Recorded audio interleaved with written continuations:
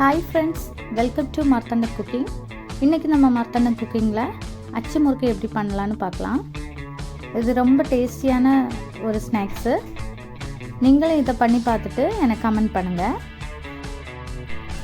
இப்போ நம்ம அச்சு முறுக்கு பண்ணதுக்கு ஸ்டார்ட் பண்ணலாம். அதுக்கு நான் இன்றைக்கி 2 முட்டை எடுத்திருக்கேன். இந்த அச்சு முறுக்கு ரொம்ப ஈஸியாக பண்ணலாம், ரொம்ப டைம் ஆகாது.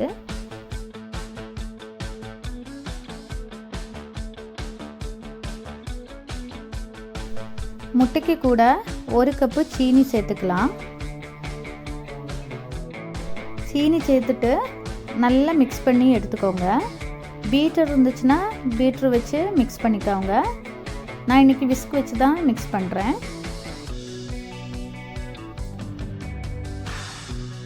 சீனி மிக்சியில் போட்டு நல்லா பவுடர் பண்ணி சேர்த்துக்கலாம். அப்போ சீக்கிரமாக கரைஞ்சிரும். நான் இன்றைக்கி பவுடர் பண்ணாததுனால சீக்கிரமாக மிக்ஸ் ஆகுறதுக்கு 1 கப்பு கோகோனட் மில்க் சேர்த்துருக்கேன். உங்களுக்கு இன்னும் ஈஸியாக பண்ணணுன்னா மிக்ஸி ஜாரில் எல்லாத்தையும் போட்டு மிக்ஸ் பண்ணி எடுத்துக்கோங்க. நல்லா மிக்ஸ் பண்ணி எடுத்துக்கோங்க. நான் இன்றைக்கி கரெக்டாக 1½ கப்பு தேங்காய் பால் எடுத்துருக்கேன். இப்போ நம்ம அரிசி மாவு சேர்த்துக்கலாம். நான் இன்றைக்கி 2 முட்டைக்கு 2 கப்பு அரிசி எடுத்துருக்கிறேன்.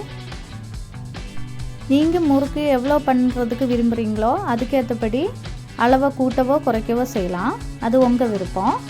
நல்லா மிக்ஸ் பண்ணி எடுத்துக்கோங்க. எந்த கட்டையும் இல்லாமல் எடுத்துக்கோங்க. புட்டு மாவு எடுக்காதீங்க. அப்போ இடியப்பம் பண்ணுற மாவை எடுத்துக்கோங்க. நல்ல ஃபைனான மாவு.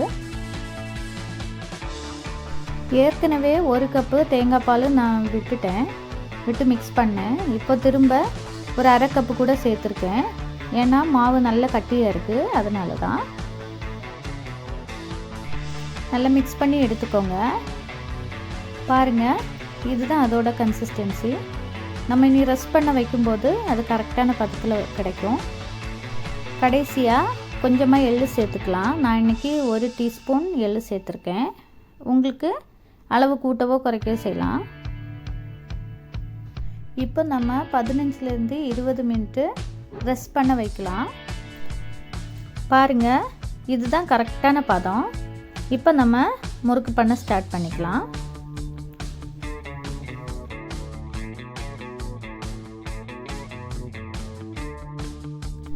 நான் இன்றைக்கி இரும்பு சட்டி எடுத்திருக்கேன். சட்டி சூடானதும் எண்ணெய் ஊற்றிக்கலாம். தேங்காய் எண்ணெயில் பண்ணுறதா இருந்தால் நல்லா டேஸ்ட்டாக இருக்கும். நான் இன்றைக்கி ஒலிவ் ஆயில் தான் எடுத்திருக்கேன். அதனால ரொம்ப டேஸ்ட்டாக தான் இருக்கும் ஒலிவ் ஆயிலையும். அச்சு சூடாகிறதுக்கு எண்ணெயில் போட்டுக்கலாம். அச்சு எண்ணெயில் முங்குற மாதிரி பார்த்துக்கோங்க.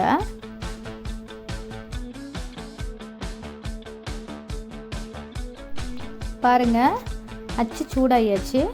இப்போ நம்ம மாவில் முக்கி எடுத்துக்கலாம். அச்சு ஃபுல்லும் முங்கக்கூடாது. ஒரு 3/4 பாகம் முங்கினா போதும். அந்த மாதிரி பார்த்துக்கோங்க. ஃபுல்லாக முங்கினா எண்ணெயில் விழாது. அதுக்காக தான் எண்ணெயில் வச்சுட்டு ஒரு 2-3 செகண்ட் தாண்டி மெதுவாக ஷேக் பண்ணி எடுத்துக்கோங்க. அப்போ தான் கீழே விழும். பாருங்கள், ஒரு சைடு வெந்தாச்சு. இப்போ திருப்பி போட்டுக்கலாம். எப்படி நம்ம திருப்பி போடுறோமோ அந்த மாதிரியே எடுத்துக்கோங்க. அப்போ தான் எண்ணெய் கீழே வடியும். இல்லைன்னா எண்ணெய் தேங்கி நிற்கும் முறுக்கு கடையில்.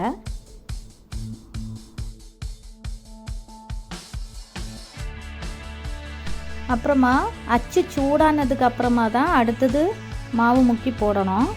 சூடாகலை அப்படின்னா ஒட்டாது. எடை மாவை மிக்ஸ் பண்ணி கொடுங்க, இல்லைன்னா அது கட்டியாக இருக்கும்.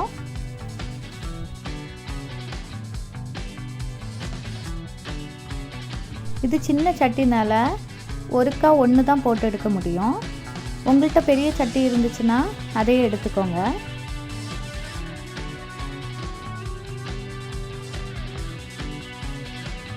நீங்களும் இது மாதிரி கண்டிப்பாக பண்ணி பாருங்கள். ரொம்ப டேஸ்ட்டாக இருக்கும்.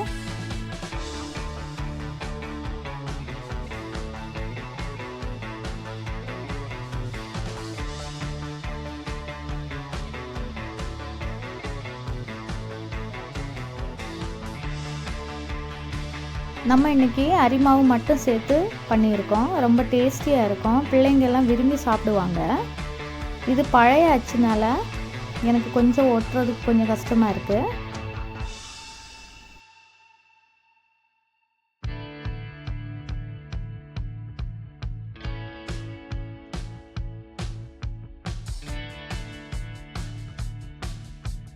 மாவு முக்கி எண்ணெயில் போட்ட உடனே ஷேக் பண்ணாதீங்க. ஒரு 2 செகண்ட் தாண்டி ஷேக் பண்ணுங்கள்.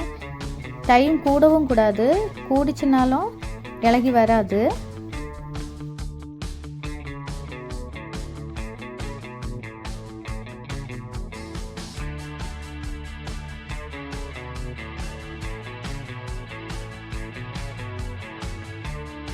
கடையிலேருந்து வாங்குறத விட வீட்டில் பண்ணுறது அவ்வளோ டேஸ்ட்டாக இருக்கும்.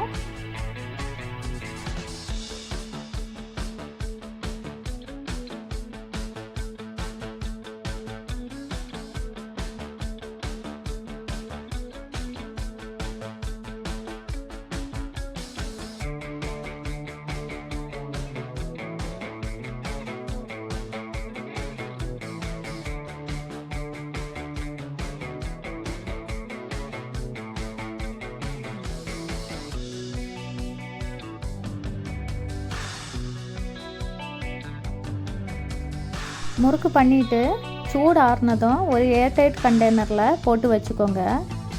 ரொம்ப நாள் இருக்கும்.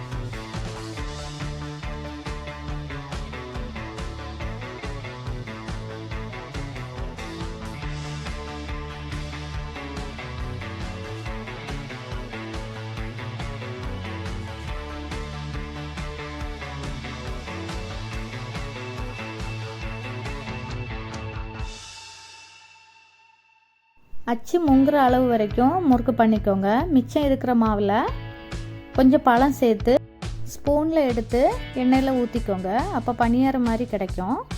அப்போ மாவும் வேஸ்ட் ஆகாது. நிறைய விடாதீங்க, கொஞ்சம் கொஞ்சமாக விட்டு எடுங்க.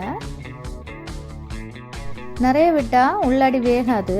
அதனால் கொஞ்சம் கொஞ்சமாக விட்டு பணியாரம் மாதிரி எடுத்துக்கோங்க. பாருங்கள், சூப்பராக முறுக்கு பண்ணி எடுத்தாச்சு. இது ரொம்ப டேஸ்டியாக இருக்கும். நீங்களும் கண்டிப்பாக ட்ரை பண்ணுங்கள். பண்ணிவிட்டு எனக்கு கமெண்ட் பண்ணுங்கள்.